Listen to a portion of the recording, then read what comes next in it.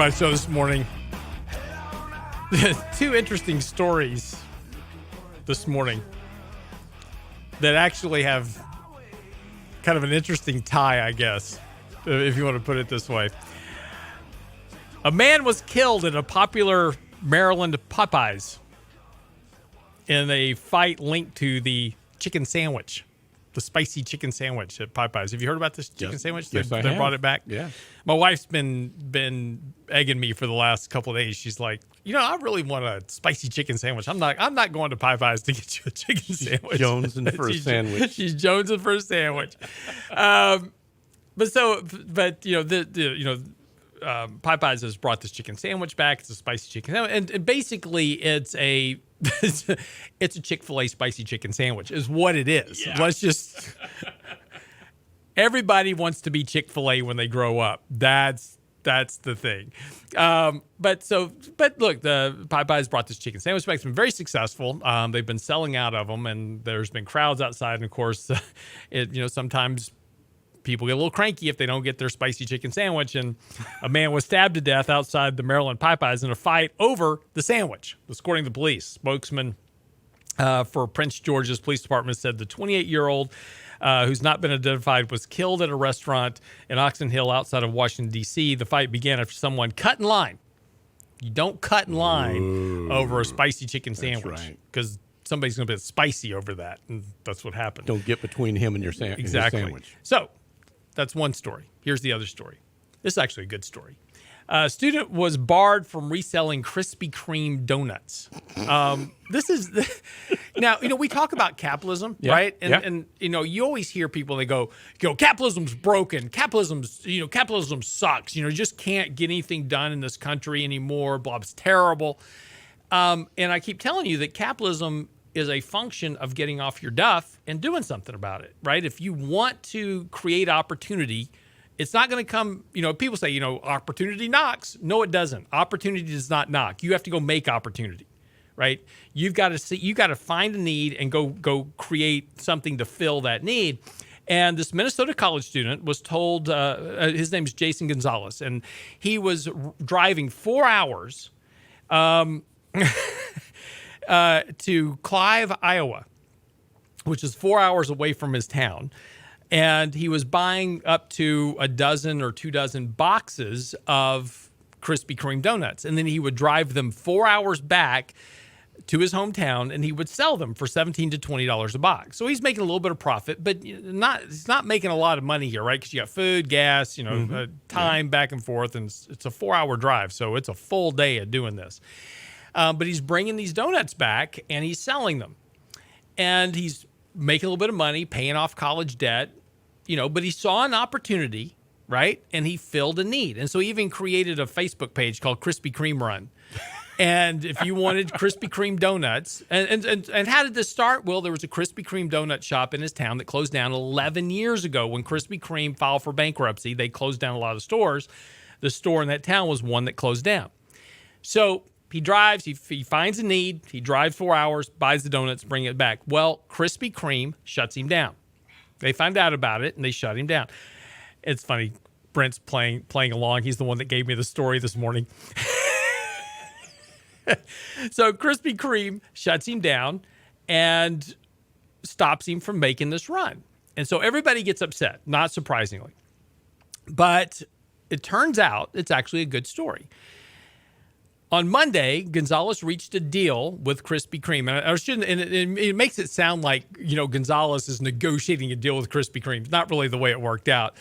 Krispy Kreme contacted him and said, look, we're concerned about you doing this because when you're running donuts like this, we have to worry about quality and contamination, these type of things. And there's also this thing called licensing about selling food. There's this thing called the health department. Yeah. And so we have to make sure that you're compliant. We want you to comply with all the laws. So we're going to set you up to provide Krispy Kreme donuts to your town. And they started out by donating to him 500 boxes of donuts. Really? Right? Yeah. So you gave me the story. I'm playing along. You're just playing along. I'm Ed McMahon. Got it. Really? That's awesome.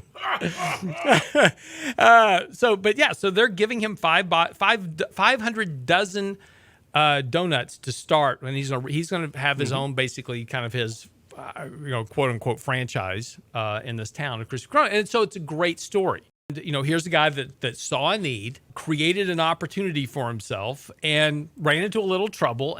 But it turns out, by being passionate about what he's doing and wanting to do this, the company's kind of joined forces with him now to create this opportunity. And this is how capitalism works. I mean, this is the great example of how capitalism works.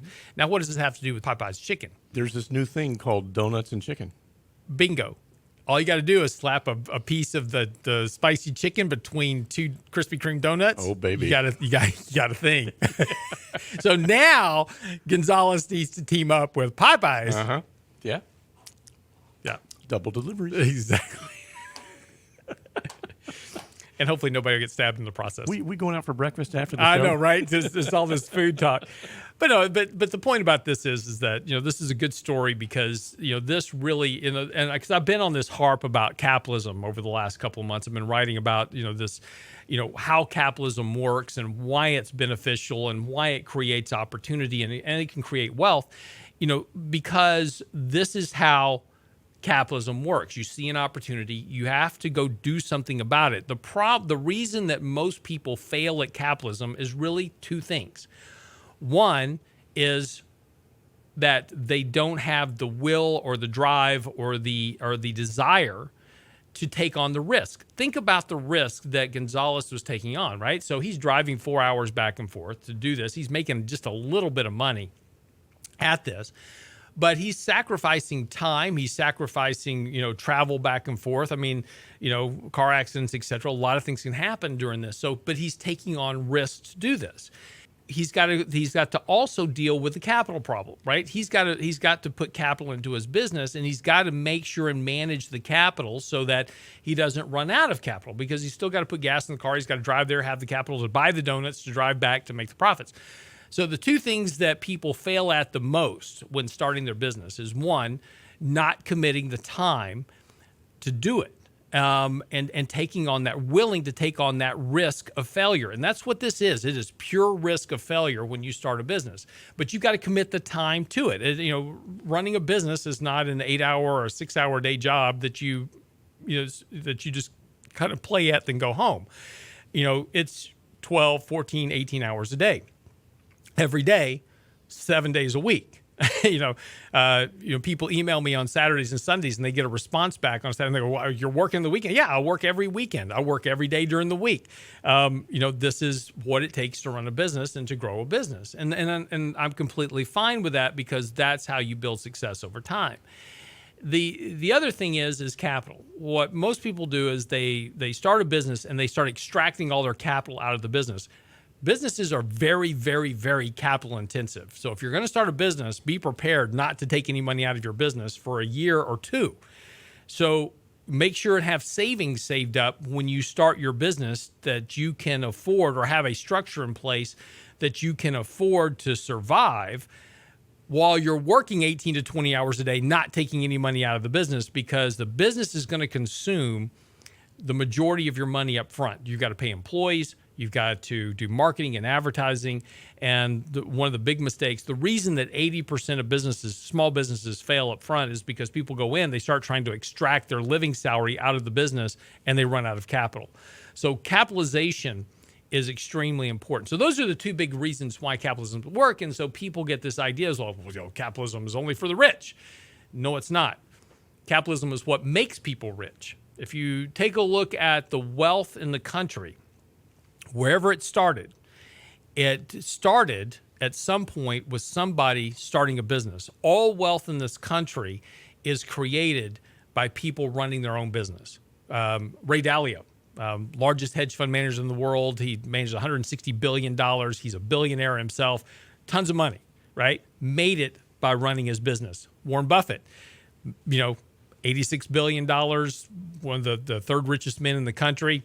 How did he do it? He built a business, right? Back in the 1960s, launched Berkshire Hathaway, grew a business. He makes his money by investing other people's money. It's a business. He makes money from that. all the wealth in this country, no matter where you trace it back to. Jeff Bezos started out with a $250,000 loan from his dad, started a book reseller online, now the richest man in the world. Took risk, had capital that he borrowed from his dad, had to wind up paying that back ultimately. I'm sure his dad's not too upset. But did that, right? Bill Gates, dropped out of college to start Microsoft. I mean, the list goes on and on and on and on and on, right? But wealth is always created by running a business. Nobody got wealthy, really wealthy, working for somebody else. To build real wealth, you have to go take that risk. You have to take the advantage of capitalism. You've got to go out there and do what you need to do to become successful. But it's a challenge. It's a risk. It's hard work. It's damn hard work. And it requires a lot of time and effort. But if you do it and you do it well, you will be rewarded, because that's the beauty and the benefit and the success that capitalism can provide. And that's why I'm always harping on the value of it, as we see all these millennials running around wanting socialism, just having the government pay for everything. That wraps up the show for the day.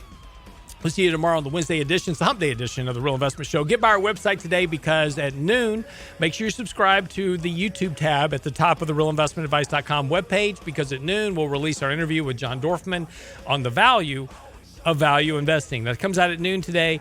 John Dorfman, just simply click on the YouTube link at the top, get subscribed. Also catch all of our latest podcasts, our videos, our blog posts out today as well, which is on, everybody's back in the pool. It's a rich man's world. It's a rich man's world.